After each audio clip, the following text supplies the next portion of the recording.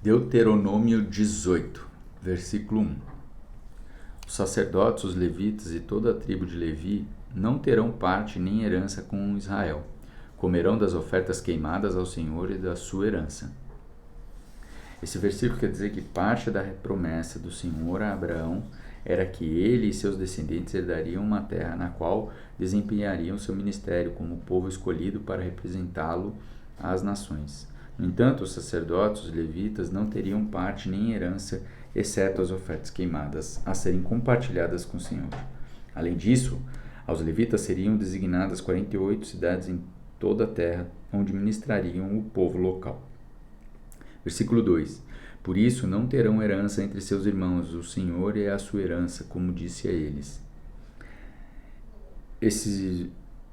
Disse a eles: E isto será devido aos sacerdotes pelo povo, daqueles que oferecem um sacrifício, seja boi ou ovelha, e darão ao sacerdote o ombro e as duas faces e o bucho. E ele dará também as primícias do teu grão, do teu vizinho, e o teu azeite e a primeira tosquia das tuas ovelhas. Esses versículos quer dizer que o Senhor concedeu uma herança no meio das outras tribos, mas ele próprio seria a herança de Levi. E o ofício dos levitas era considerado tão santo que eles podiam participar das partes dos sacrifícios que de outra maneira pertenciam ao Senhor, e não podiam ser consumidas pelos leigos. Além dos mais, o povo lhe dava as primícias de seus produtos e rebanhos, porque eles não tinham terras agrícolas.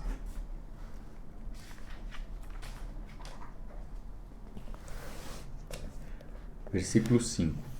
Porque o Senhor teu Deus o escolheu dentre todas as tribos, para que ministre no nome do Senhor, e eles os seus filhos para sempre. E se levita vier de alguma das tuas portas de todo Israel, onde ele peregrinou, e vier com todo o desejo da sua alma ao lugar que o Senhor escolheu.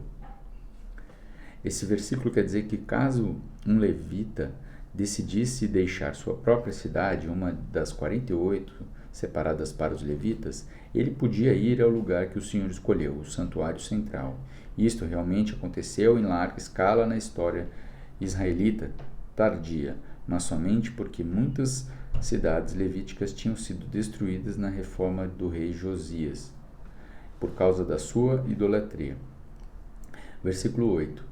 Eles terão porções iguais para comer, além daquilo que resultar da venda do patrimônio. E se levita vier de alguma das tuas portas de todo Israel, onde ele peregrinou, e vier com todo o desejo da sua alma ao lugar que o Senhor escolheu, então ele manifestará o nome do Senhor seu Deus, como fazem todos os seus irmãos, os levitas que ficam ali de pé diante do Senhor. Esses versículos quer dizer que esta é a passagem é tão obscura, mas parece sugerir que levitas possuiriam a propriedades privadas transmitidas de pai para filho. Eles podiam ser vendidas, mas estes recursos adicionais não deveriam ser usados contra um levita, para se negar na sua parte dos benefícios de seu ofício. Um importante princípio que emerge é que as pessoas no ministério não devem ser sobrecarregadas com coisas materiais, entretanto, ao mesmo tempo, devem receber a provisão procedente da generosidade do povo de Deus. Versículo 9. Quando chegares à terra que o Senhor teu Deus te der, não aprenderás a fazer conforme as abominações dessas nações. Esses versículos quer dizer que as abominações se referem a qualquer coisa, especialmente da natureza religiosa, que seja ofensiva ao Senhor. Israelitas não devem imitar essas práticas que eram características do paganismo, porque eles foram escolhidos entre as nações para mostrar um caminho melhor. Versículo 10. E não encontrarás entre vós ninguém em que faça seu filho ou sua filha passar pelo fogo, ou que use adivinhação, ou que observe os tempos, ou um agoureiro, ou um feiticeiro, ou um encantador, ou alguém que consulte espíritos de adivinhação, ou um bruxo, ou alguém que consulte os mortos. Esses versículos quer dizer que passar pelo fogo era oferecer um sacrifício humano. Adivinhação, uma consulta de fenômenos naturais, como entranhas de animais, formações de fumaça, manchas de óleo e coisas semelhantes, eram empreendidas para se determinar os planos de propósitos dos deuses antes que eles sucedessem. Um espírito de adivinhação é uma outra forma de se referir à necromância, a ciência de se consultar os mortos. Todas essas coisas são essenciais aos sistemas religiosos que não possuem um conceito de revelação divina. Não possuindo outros meios de conhecer o futuro, eles procuraram trazer à tona esse conhecimento por meio dos proibidos. Versículo 12. Porque todas essas coisas são abominação ao Senhor, e por causa dessas abominações o Senhor teu Deus os expulsará diante de ti. Uma das principais razões para a expulsão e destruição das nações cananeias é que elas praticavam essas abominações, e assim certamente influenciariam o povo de Deus com o seu costume abominável. Versículo 13. Tu serás perfeito como o Senhor teu Deus. Esse versículo quer dizer que no contexto deste versículo, será perfeito como o Senhor, consistia em evitar todas as práticas pagãs delineadas nos versículos 10 e 11.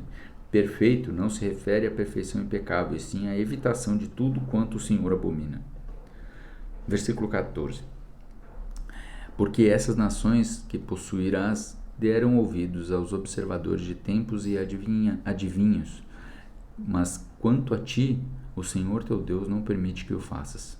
O Senhor teu Deus levantará para ti um profeta do teu meio, e teus irmãos como a ele ouvireis. Esse versículo quer dizer que em total contraste com os profetas pagãos ficava o ofício do profeta do Senhor, chamado e adotado unicamente por ele. Tal porta-voz de Deus tinha aparecido esporadicamente para toda a história de Israel, incluindo Abraão, Miriam, a irmã de Moisés, e de maneira mais prominente Moisés. Versículo 16. Conforme tudo o que desejastes do Senhor teu Deus em Horebe, no dia da assembléia, dizendo, não ouvirei novamente a voz do Senhor meu Deus, nem verei este grande fogo outra vez que não morra. E o Senhor me disse, eles bem falaram aquilo que disseram. Levantarei para ele um profeta dentre os seus irmãos como tu, e colocareis as minhas mãos na sua boca, e ele lhes falará tudo o que lhe ordenar. Esse versículo quer dizer que o profeta, como Moisés, se assemelharia a ele por ser um israelita. Ele não evocaria sua própria mensagem, nem lançaria mão de manipulações pagãos, mas seria um veículo de revelação divina, falando somente aquilo que Deus puser na sua boca. Versículo 19. E acontecerá que quem não ouvir as minhas palavras que ele falar em seu nome, eu o requerirei dele. Mas o profeta que ousar falar uma palavra em meu nome e que eu não tenha lhe ordenado que fale, ou que falar em nome de outro Deus, esse profeta morrerá.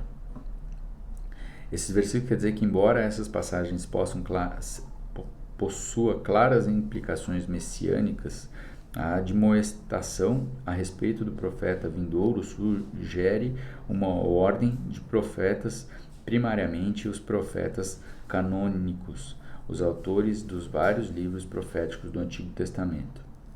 Versículo 21. E se disseres em teu coração, como conheceremos a palavra do Senhor? Não falou. Quando um profeta falar em o nome do Senhor, se o assunto não se recumprir, nem acontecer, isto é assunto que o Senhor não falou, mas o profeta falou com presunçosamente, não o temerás. Esses versículos finais querem dizer que sugere a questão sobre como distinguir um falso profeta de um profeta do Senhor. Um teste básico aqui apresentado é que o profeta cuja proclamação não se cumprir nem acontecer, falou presunçosamente, não se deve ter medo dele, porque não tem capacidade de causar dano, senão por induzir o povo de Deus ao erro.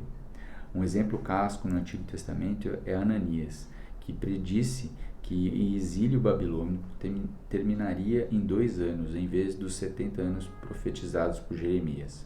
Jeremias o confrontou com a verdade de que o exílio duraria todo o tempo que ele predissera e que Ananias nunca viveria para ver o seu cumprimento. De fato, Ananias morreu no mesmo ano da sua falsa mensagem.